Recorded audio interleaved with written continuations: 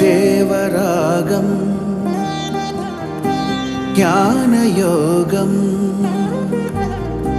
వ్యాసపీఠం బహువేదశాస్త్రం బోధామృతహిత శ్రీమన్నారాయణం శివగౌరీ సంభాషిత సకల పురాణం అష్టాక్షరి పంచాక్షరి మంత్రావరణం అఖిల దేవతా సంస్తుతి పారాయణం జయమంగళకరమీ ప్రవచన శ్రవణం అనుదినము శుభము సుఖము జీవన గమనం దేవరాగం జ్ఞానయోగం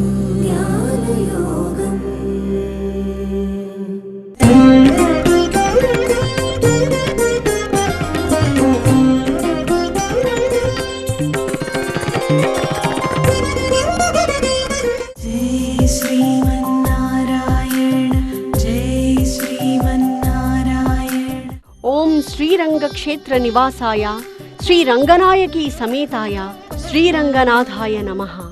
జై శ్రీమన్నారాయణ జై శ్రీమన్నారాయణ. శ్రీరంగం, దీన్ని కోయిల్, పెరియ కోయిల్, మేల్వీడు, భోగమండపం అని కూడా పిలుస్తూ ఉంటారు. కులం కంటే గుణాన్నే గౌరవిస్తానంటూ చేతలలో చూపించిన ఆదిదేవుడే శ్రీరంగనాథుడు.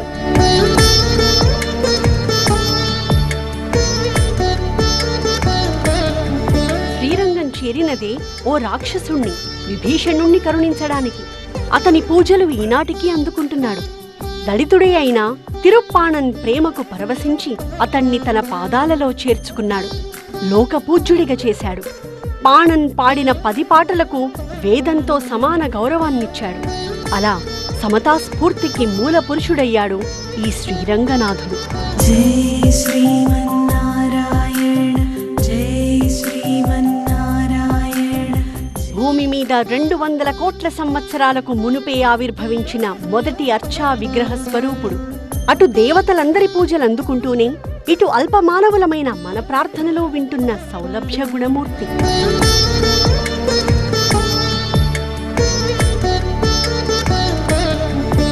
ఆళ్వారులందరి కీర్తనలు అందుకున్న ఏకైక అర్చామూర్తి ఈ శ్రీరంగనాథుడు. పంచరంగ క్షేత్రాలలో మొదటిది శ్రీరంగం. జై శ్రీమన్నారాయణ జై శ్రీమన్నారాయణ జై శ్రీమన్నారాయణ.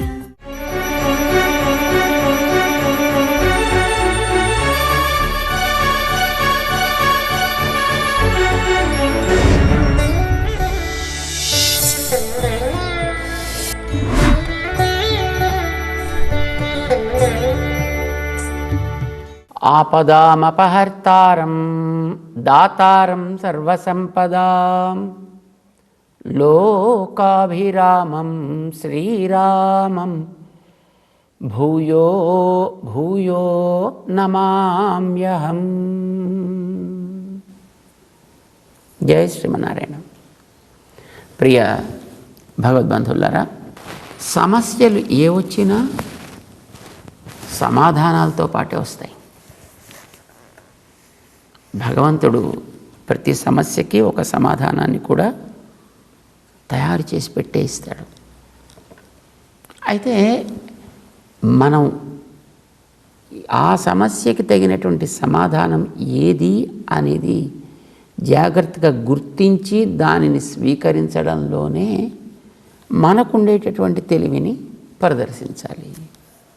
దానిని ప్రశ్నించడంలో కాదు మనం మన తెలివిని సాధారణంగా మన తెలివి దానికోసం వాడుతుంటాం. నాకెందుకు రావాలి, నాకే ఎందుకు రావాలి కష్టం, నేనెంత గొప్పవాడిని, నేనెంత భక్తుడిని, నేనెంత పూజలు చేస్తా, నాకెంత నిష్ఠ, నాకెంత నియమము, ఎంత తెలివి, ఎంత సంపద, నాకే ఎందుకు రావాలి ఇది.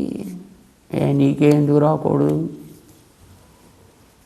నీకే ఎందుకు రాకూడదు, వై నాట్ మీ అనుకో ఒకసారి. మనిషికి సమస్యల్ని భగవంతుడు ఇస్తాడు, సమాధానాలను కూడా ఇస్తాడు. కానీ సమస్యల్ని చూసుకుని అవి చిన్నవైనా వాటిని పెనుభూతాల కింద మార్చుకుని వాటినే చూస్తూ భయపడుతూనో ఆక్షేపిస్తూనో మనిషి తిరుగుతాడు తప్ప పక్కనుండే సమాధానాల్ని చూడాలి అని అనిపించదు. ఉంటుంది అక్కడే. ఆంజనేయ స్వామి లంకకి వెళ్ళాడండి, సీతమ్మని వెతకాలి అని వెళ్ళాడు. వెతికాడు వెతికాడు వెతికాడు, అంతా చూసేసాడని. చివరిగా రావణాసురుడి యొక్క పుష్పక విమానంలో కూడా వెళ్ళాడు. అక్కడ ఉండేటువంటి దృశ్యాలు అన్నీ చూసేశాడు. అందులోంచి బయటకు వచ్చాడు. అక్కడ శుభ్రంగా ఒక పెద్ద గోడ ఉంటే ఆ గోడ మీద కూర్చున్నాడు. అక్కడ ఆలోచించడం ప్రారంభించాడు. అన్నీ చూసేసానే, 4 అంగుళాలు జాగా కూడా వదలకుండా మొత్తం నేనంతా చూశానే. ఆయన రిమోట్ సెన్సార్ ఎంత పవర్ఫుల్లో అన్నమాట అది. ఏదో ఇప్పుడు శాటిలైట్స్ ఆకాశంలోంచి కింద భూమి మీద అవి ఎంత ఏరియా ఎంత దగ్గరగా ఉంటే దానికి క్లారిటీ ఇస్తాయి, దాన్ని బట్టి దానికి ఏదో పవర్ చెప్తుంటారు. దానికి ఏదో అలా చూడడంలో కెనడా చాలా పవర్ఫుల్ టౌన్. అంటే ఆ రిమోట్ సెన్సింగ్లో అది 1 అడుగు డిస్టెన్స్ దాకా చూడగలుగుతుందా, 6 అంగుళాల దాకా చూడగలుగుతుందా, 4 అంగుళాల దాకా చూడగలుగుతుందా, 2 అంగుళాల దాకా చూడగలుగుతుందా, అంగుళాన్ని కూడా క్లారిటీతో చూపించగలుగుతుందా? ఈయన కూడా పెద్ద రిమోట్ సెన్సర్లో ఉన్నాడు ఆంజనేయ స్వామి. 4 చతురంగుళ మాత్రం, 4 అంగుళాల గ్యాప్ కూడా వదలకుండా మొత్తం నేను అంతా చూసేసానే, ఎక్కడ సీత కనిపించలేదే, ఏమిటిది? మేము సముద్రానికి అవతల ఉండేటప్పుడు సీతమ్మ ఇక్కడ ఉంది అని సంపాతి చెప్పాడు కదా, అది నిజం అనుకుని కదా ఇప్పుడు నేను వచ్చాను. చూసినట్టుగానే చెప్పాడు, అక్కడ ఉంది అని చెప్పాడు ఆయన. కానీ నేను వెతికితే నాకు ఎక్కడ కనపడలేదే. బహుశా నేను వచ్చే లోపల వీడెవరైనా తినేసారా, లేదా రావణాసుడు తీసుకొస్తుంటే చూసి ఆయన అలా అనుకుని ఇక్కడ ఉంటుందో అనుకుని చెప్పాడా? వచ్చేటప్పుడు సీతమ్మ భయపడి రావణాసురుడి యొక్క ఆ రథంలోంచో లేకపోతే ఆయన పట్టుకుపోతుంటే చేతిలోంచో జారి సముద్రంలో పడిపోయిందా?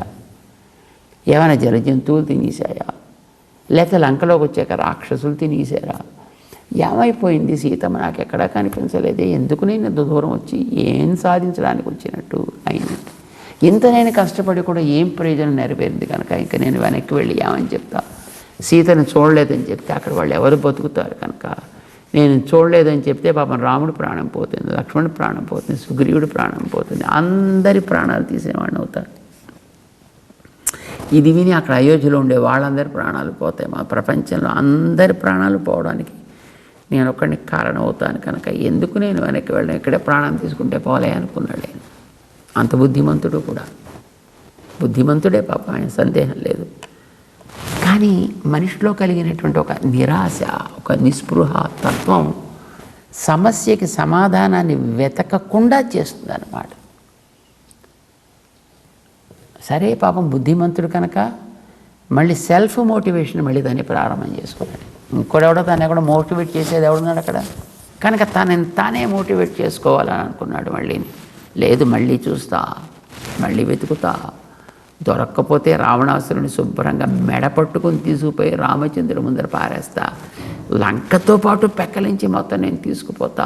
ఇంత ఉత్తేజాన్ని తెచ్చుకొని మళ్ళీ సరే చూద్దామని ఓ పక్కకి తిరిగాడు. ఇలాగా తిరిగితే అక్కడే అశోకవనం కనిపించింది. ఓరి ఓరి ఓరి, నేను ఇంతవరకు మొత్తం 4 అంగుళాల జాగా కూడా వదలకుండా మొత్తం అంతా చూసేసాను అనుకున్నానే, కానీ ఇది నేను చూడని చోట్ల కనిపిస్తోంది. ఇది చూస్తే ఇక్కడ సన్నివేశాలు కూడా విలక్షణంగా ఉన్నాయి. బహుశా ఇందులో సీతమ్మ ఉందేమో అని మెల్లిగా గోడ దూకి బయలుదేరాడు. అనుకున్నట్టుగానే అక్కడ సీతమ్మను కూడా చూడగలిగాడు ఆయన. జ్ఞానం ప్రాణం తీస్తుంది, ప్రాణాన్ని పోస్తుంది కూడా. కానీ తనలో నిరాశావహమైతే అదే జ్ఞానం ప్రాణాన్ని తీస్తుంది. అది కలిగి ఆంజనేయ స్వామి 2 సార్లు పాప ప్రాణం తీసుకుందాం అనుకున్నాడు. సీతమ్మ ఎన్నోసార్లు ప్రాణం తీసుకుందాం అని అనుకుంది.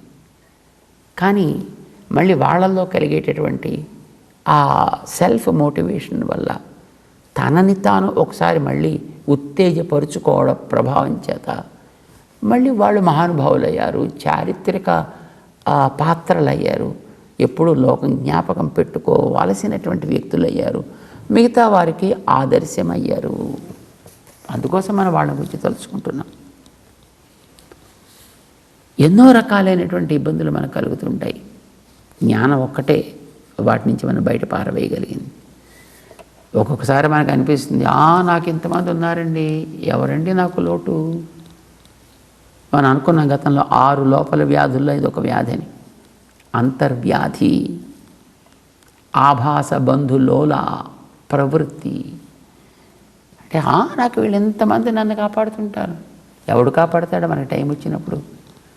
హాస్పిటల్లో ఉన్నాం అనుకోండి, టైం వస్తుంది అనుకోండి, చుట్టూ 10 మంది డాక్టర్స్ ఉన్నారనుకోండి, ఈ మిషన్స్ అన్నీ పక్కన పెట్టు కూర్చున్నారు అనుకోండి, ఏం లాభం అండి?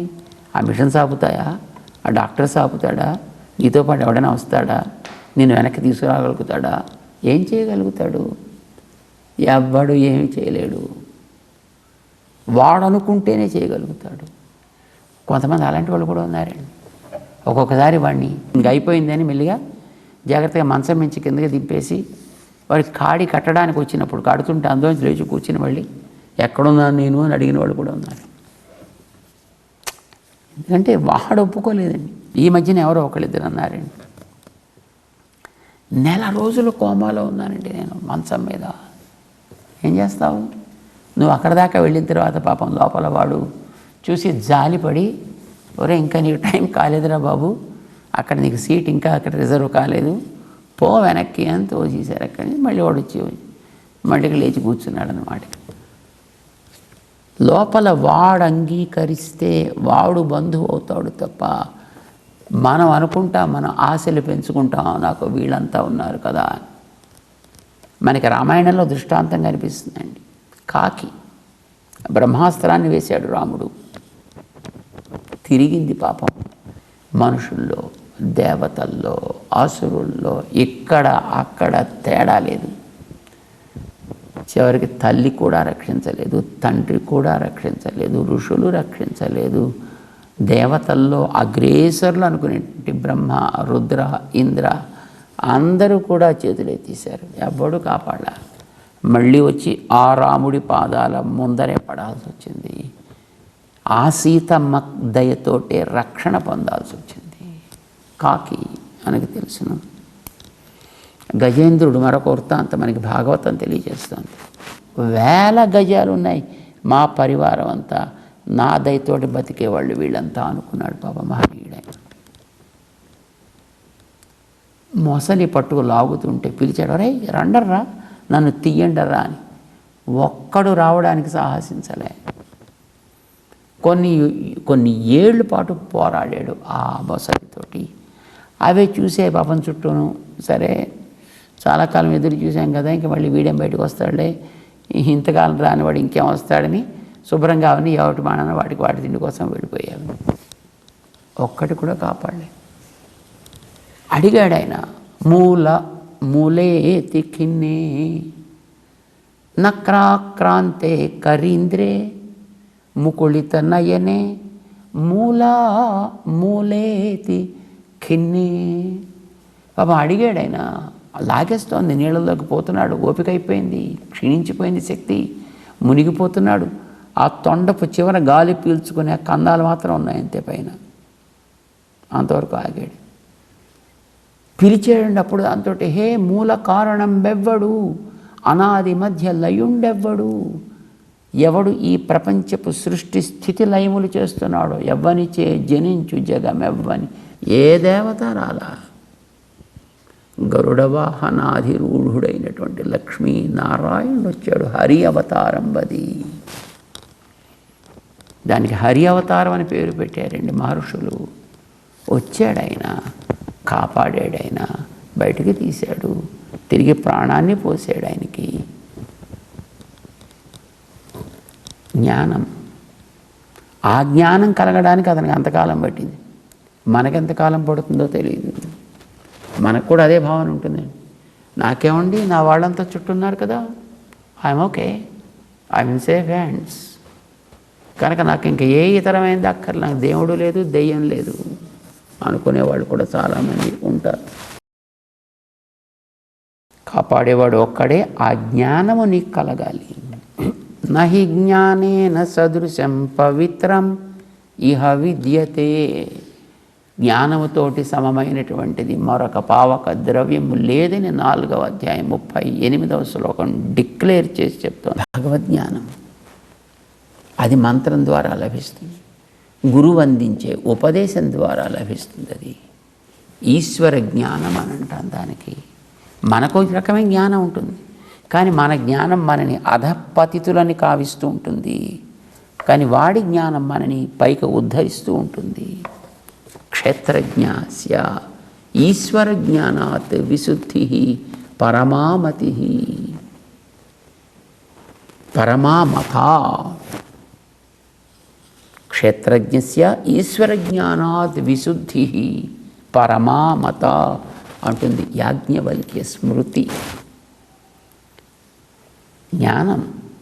జ్ఞానాన్ని జ్ఞానంతో శుద్ధి చేయాలండి.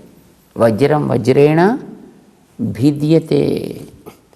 జ్ఞానాన్ని జ్ఞానముతోటే బాగు చేయాలి, వజ్రాన్ని వజ్రంతో భేదించాలి. కరెక్ట్. కానీ ఏ జ్ఞానంతో? నీ జ్ఞానాన్ని ఇంతకంటే క్రిందదైనటువంటి ప్రకృతి జ్ఞానంతో,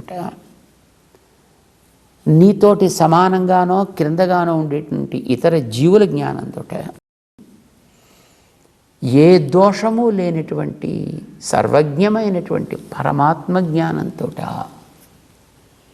ఈశ్వర జ్ఞానాత్. అది చెప్పింది ఋషులు. కనుక నీ జ్ఞానంలో ఉండేటటువంటి లోపాలని తొలగించుకోవడం కోసం, నీకు కావలసిన పవిత్రతని కలిగించుకోవడం కోసం పరమపావనమైనటువంటి ఆతడి జ్ఞానంతో దీనికి శుద్ధి కావాలి.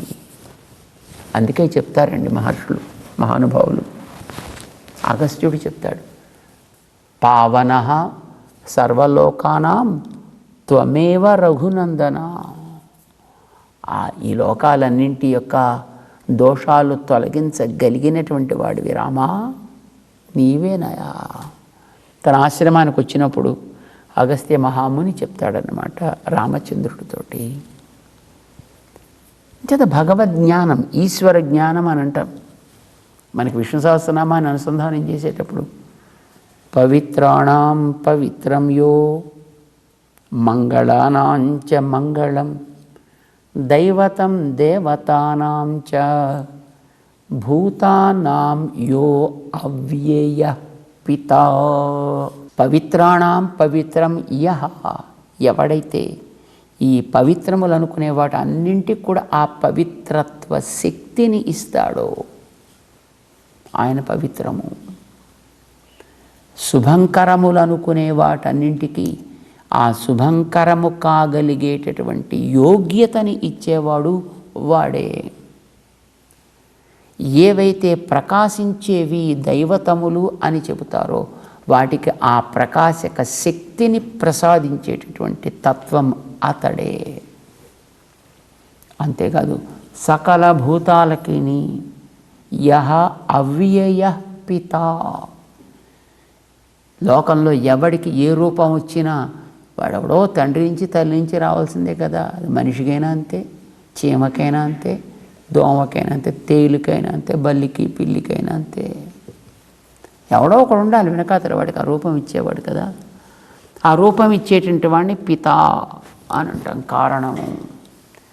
కానీ ఇలాగ రూపాలు ఇచ్చేటటువంటి పితా అని పేరుకి అర్హత కలిగిన వాడు ఎవడు పర్మనెంట్ కాదు, వాడెవడు ఉండేవాడు కాడు. పోతారు, ఈవేళ రేపో నిన్నో మొన్నో ఎల్లుండో ఎప్పుడో పోతూనే ఉంటారు వాళ్ళు. కనుక వాళ్ళంతా కూడా వ్యయ పితరులు, తరిగిపోయే తండ్రులు. అవ్యయ పితా ఒకడున్నాడు, వ్యయము కాని తండ్రి అతడు, నాశము లేని తండ్రి అతడు, అందరికీ కూడా ఆశ్రయమైనటువంటి తండ్రి వాడు. వాడెవడు? ఇదిగో వాడి గురించే నేను చెప్పబోతున్నానయా అంటూ భీష్మ పితామహుడు ఉపదేశం చేశాడు శ్రీ విష్ణు సహస్ర నామ స్తోత్రాన్ని. అట్లా ఉపదేశం చేసేయండి ఆయన. సహస్రనామాలు లోకంలో చాలా ఉండొచ్చు, ఉన్నాయి కూడా. వాటిని గురించి, వాటి ప్రభావాన్ని గురించి బ్రహ్మాండంగా పాడేవాళ్ళు కూడా చాలామంది ఉన్నారు. It's great thing. కానీ అవన్నీ ఎవడో ఒకడు రచించినవి. లేదండి ఇది పురాణాల్లోదండి, దట్స్ గ్రేట్. పురాణాల్లోదైనప్పటికీ ఎవడో ఒకడు రచించాడు. అక్కడ ఒక ఋషి రచించాడు. మరేం విష్ణు సహస్రనామం మాత్రం అది వ్యాసుడు రచించింది కదా భారతంలో? నో, అలా రచించింది కాదు. మరి ఎక్కడిది ఇది? యాని నామాని గౌణాని విఖ్యాతాని మహాత్మభి ఋషిభి పరిగీతాని తాని వక్ష్యామి భూతయే. ఇవి ఎవడో రచించినవి కాదు, నేను రచించినవి కావు. ఒక తుమ్మెద వివిధ పుష్పాల మీదకి వెళ్ళి అక్కడక్కడి నుంచి తేనె చుక్కలని ఆస్వాదించి తేనె పట్టు కూర్చినట్టుగా వేదవ్యాసుడు అనే మహానుభావుడు ఒక తుమ్మెదలాగా ఒక్కొక్క ఋషి సన్నిధానానికి వెళ్ళి వారు చేసేటటువంటి తప ప్రభావం చేత కలిగిన సాక్షాత్కారపు ఆవిష్కారాన్ని ఒక్కొక్క నామంతో చేస్తే ఆ నామాలని ఈయన వారి శుశ్రూష ద్వారా సేకరించి వాటన్నిటిని ఒక చోటకి తేనె పట్టులాగా కూర్చి పెడితే అది విష్ణు సహస్రనామం. వాళ్ళు కూడా కూర్చుని రచించిన నామాలు కావవి, వారి తాపస సమాధి దశలో వారికి కలిగిన సాక్షాత్కారపు పర్యవసానములవి. అలా వచ్చినవి. అది విష్ణు సహస్రనామం. సో విష్ణు సహస్రనామం అనేది ఎవరు కూడా రచిస్తే వచ్చినటువంటి స్తోత్రం కాదు. అది మహానుభావుల యొక్క అనుభవ పరివాహంగా ఏర్పడ్డటువంటి ఒక ఉత్తమ స్తోత్ర రాజ్యం. అది అద్భుతమైన మాలా మంత్రం. అది ఈయన పవిత్రములన్నిటికీ కూడా పవిత్రమైనటువంటి ద్రవ్యం ఈయన. 38వ శ్లోకంలో చెప్తున్నాడు, నహి జ్ఞానేన సదృశం పవిత్రమిహ విద్యతే. జ్ఞానానికంటే మించినటువంటి పావక ద్రవ్యం మరొకటి లేనే లేదా. అయితే అది ఎప్పుడు కలుగుతుంది నీకు? ఎవరు చెప్పాలి అది నీకు? ఒకటి గురూపదిష్టమైనటువంటి మంత్రాదుల వల్ల లభిస్తుంది. కానీ వారు మంత్రం నీకు చెప్పిన, మంత్ర అర్థాన్ని నీకు వివరించిన, దాని మీద నీకు నమ్మకం ఉండాలి కదా.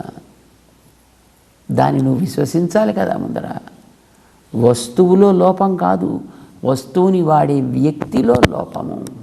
నారములంటే ఈ ప్రాణులన్నీ, వీటన్నిటికీ అయన ఆధారమై తనలో పెట్టుకుని అవసరమైతే వాటిని పైకి తీస్తే వాటిల్లో తానని పెట్టుకుని ఇలా కాపాడుతున్నాడండి వాటిని.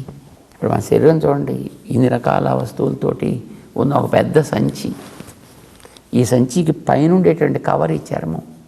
ఈ చర్మం స్ట్రాంగ్గా ఉంది కనుక లోపల ఉండేటువంటి ఆ వస్తువులన్నీ ఎక్కడొక్కడ కుదురుగా పదిలంగా ఉన్నాయి.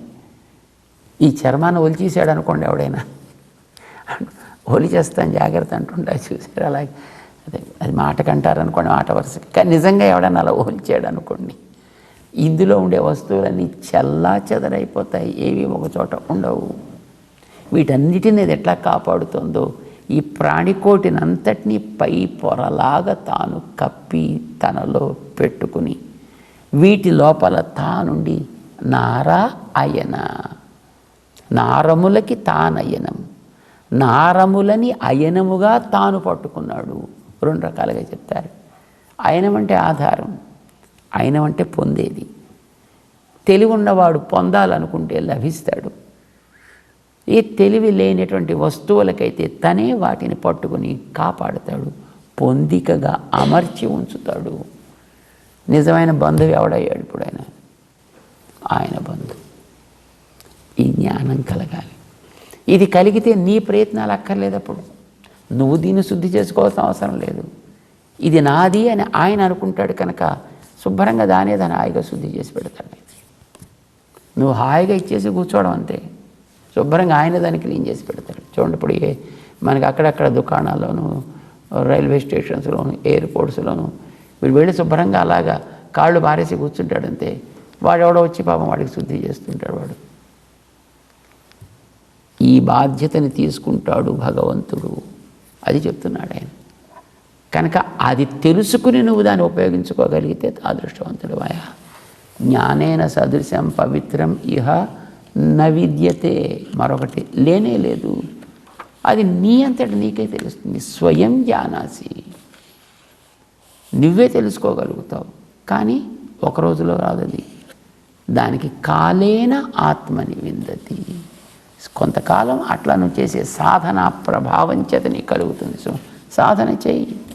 సాధనమున పనులు సమకూరు ధరలోన. కనుక చక్కటి సాధన చేయవయ అంటూ భగవంతుడు అర్జునుడిని జ్ఞానాభ్యాసం వైపు నడిపిస్తున్నాడు అన్నమాట. సాగుదాం. జై శ్రీమన్నారాయణ.